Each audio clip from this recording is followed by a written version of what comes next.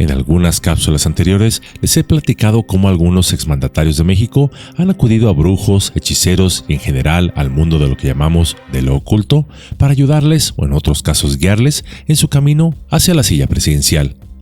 El más famoso de ellos fue Francisco Madero, quien prácticamente organizó la Revolución Mexicana basado en lo que según él, seres de otras dimensiones le habían dicho. Pero también otros presidentes como Plutarco Elías Calles, Miguel Alemán y prácticamente todos los que le siguieron a este buscaron consejo en las fuerzas de lo invisible para acceder al poder. Quizás sería fácil pensar que esta tendencia espiritista solo la practicarían quienes militaron en cierto partido que todo lo revoluciona. Pero eso no sería del todo cierto. También hubo miembros de otras corrientes políticas que coquetearon con las fuerzas invisibles. Durante la agitada campaña presidencial del entonces candidato Vicente Fox, los rumores volaban por México como mariposas en primavera. Se decía de todo, que era el candidato elegido por Salinas, que la elección estaba amañada para que Zedillo se viera como el presidente de la transición, que había dinero estadounidense financiando al candidato de Guanajuato, incluso que Fox había comenzado su carrera como chofer de un camión de Coca-Cola. Había tantos rumores como estrellas hay en el cielo. Pero de entre todos había uno especialmente peculiar que afirmaba que los mayas galácticos estaban de su lado, apoyando su campaña y el futuro de México. Hoy deseo hablarles un poco de ello. Es por eso que Yolo Camotes tiene el placer de traerles el día de hoy la influencia de los mayas galácticos en la victoria de Vicente Fox. Según el rumor, la persona que aseguró que unos seres interdimensionales conocidos como los mayas galácticos apoyaban a Vicente Fox no fue otro que quien fuera su publicista principal de campaña, Santiago Pando. Se cuenta que Fox frecuentaba la casa de Pando, situada en un área boscosa al este de la Ciudad de México, para recibir consejos de los llamados mayas galácticos, sobre cómo dirigir su campaña y sacar a México del letargo de 70 años de gobiernos del partido que todo lo revoluciona. Los mayas galácticos son, afirman sus seguidores, seres que desde los tiempos de la antigua civilización maya entendieron las claves de la historia cósmica, navegantes planetarios y cartógrafos del extenso campo psíquico de la Tierra, del sistema solar y más allá de la galaxia. Una cultura telepática con un alto grado de sintonía con el cosmos. Bueno, eso dicen sus seguidores. El publicista del futuro presidente de México aseguraba escuchar voces provenientes de estos seres, y los cuales le decían lo que tenía que hacer y decir para que Vicente Fox llegara a la presidencia y cambiara el futuro de México. Algunos argumentaron que esas voces quizá no eran ningunos mayas galácticos, sino más bien alguna forma de esquizofrenia. Pero según el mismo Pando, sería un chamán quien le dijo que no tuviera miedo, asegurándole que esas voces no eran producto de alguna enfermedad mental, sino seres de otra dimensión que contenían mensajes muy importantes para la política nacional que él debería transmitir al futuro presidente Fox. La entrada de la casa de Pando se destacaba por tener un enorme portal de madera adornado con símbolos esotéricos, lunas, soles y otros astros, creando un ambiente místico ideal para conectar con estos mensajes cósmicos. Después de entrar en contacto con los mayas galácticos, Vicente Fox se hallaba recargado de energía e ideas. Por eso mismo se argumenta que siempre eligió el lugar de sus encuentros para grabar sus spots publicitarios. El futuro presidente de México estaba seguro de su triunfo, pues así se lo habían dicho los ángeles y los mayas galácticos, quienes le prometieron ayudarlo a triunfar en la elección del 2 de julio del año 2000. Dicen que cuando le preguntaron por qué se debían grabar los spots publicitarios en la casa de Pando, el hoy expresidente respondió: para que el poder de los ángeles quede estampado en el spot y así cuando sea transmitido por la televisión persuada a la gente a votar por mí. El primer mensaje que Fox grabó en este, entre comillas, santuario galáctico, se transmitió en cadena nacional el primer día del nuevo milenio. En él aparecía de traje con la bandera nacional a su lado y acompañado ya por Marta Sagún, también aficionada a las ciencias ocultas y de quien se dice hace algunas ceremonias en Los Pinos, acompañada de algunos altos funcionarios de la administración foxista. E incluso se dice que Fox se enamoró de ella debido a estas influencias mágicas. Pero bueno, esto es tema para otra cápsula. Lo cierto es que los lemas de la campaña como "Ya ganamos, Fox contigo", "Hoy, hoy, hoy", se decía que fueron inspirados durante estos encuentros con los mayas galácticos. Al menos eso afirmaba su publicista.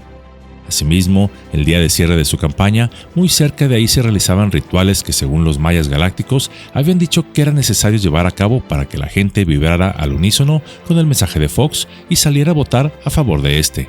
Por supuesto, todo esto no saldría a la luz sino hasta después de que Fox ganaría la presidencia. Ello por varios motivos. Primero, el escándalo no se hubiese hecho esperar, perjudicando las aspiraciones presidenciales del candidato Fox. Y segundo, si perdía, bueno, la reputación de los mayas galácticos se hubiese manchado, sarcásticamente hablando. Pero bueno, al final aparentemente no hubo muchos cambios sustanciales en el sexenio de Fox, pareciendo que su mandato se convertiría en una tapadera del PRI. El sexenio de Calderón, aunque estable económicamente, tampoco se vio ese gran momento de luz y revolución de conciencias que estos seres cósmicos habían anunciado. Por cierto que los mayas galácticos revelaron en otro mensaje que ahora sí el cambio trascendental llegaría en el año 2012, con la llegada de un mandatario indígena que no era emanado de ningún partido. Y pues, algo le pasaría a este mandatario indígena, el cual no acudió a esta cita, y el país se quedó esperando. Después anunciaron otra acertada profecía, sarcásticamente hablando, de que el fin del mundo sería en el año 2012, y pues tampoco se dio. Y pues, ya en vista de que algo les estaba fallando en su cartografía cósmica, los mayas galácticos prefirieron mejor quedarse en silencio y recalibrar sus instrumentos psíquicos.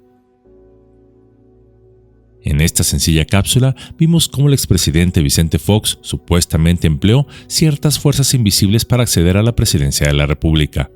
Algo que, como reitero, casi todos los presidentes de México, sus esposas, diputados, senadores, líderes sindicales, altos funcionarios estatales o hasta municipales de todas las corrientes políticas las han buscado. De hecho, Felipe Calderón y su opositor, Andrés Manuel López Obrador, buscaron a Pando para que repitiera con ellos lo hecho con Fox. Pero este se negó por sentirse desilusionado en cómo terminó el sexenio foxista, quien según él se apartó de los principios espirituales que había prometido cumplir. Asimismo, el registro histórico de entes hablándole políticos no ha sido muy bueno. Madero aseguraba que Juárez le hablaba del más allá para decirle lo que tenía que hacer para el bien de México.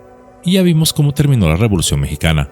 Miguel Alemán se hizo inmensamente rico, pero a costa de un pueblo pobre. Y así, un largo etcétera. Pero, haciendo a un lado la discusión de si estas fuerzas existen o no, podemos hacernos aún una pregunta más importante.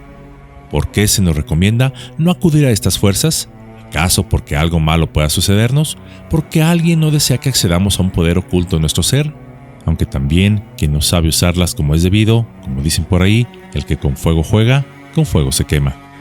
El uso de estas fuerzas podríamos compararlas a las ruedas de entrenamiento de las bicicletas cuando somos pequeños, que se usan para no caernos y para dar la ilusión de que somos nosotros los que vamos pedaleando, pero en realidad siempre dependemos de ellas y no podemos pedalear por cuenta propia.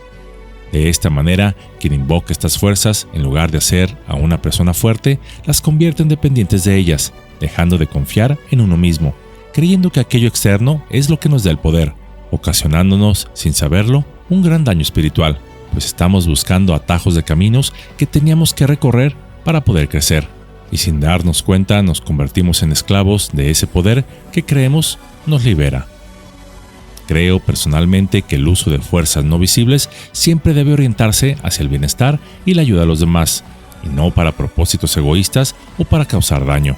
Esta idea es paralela a los principios éticos de muchas tradiciones milenarias, y las cuales se centran en la curación, la protección y la transformación positiva. La intención detrás del uso siempre será muy importante. ¿Usas el poder para hacer crecer a los demás o solo para dominar a otros? Aquí podríamos quizá mencionar la doctrina del karma, la cual, en palabras simples, sostiene que la energía que uno emite al mundo eventualmente regresa. Desde esta perspectiva, y cualquier práctica similar a la brujería debe considerarse en términos de sus implicaciones éticas y resultados kármicos. Actuar con mala intención o dañar a otros podría resultar en consecuencias negativas para el practicante según esta ley.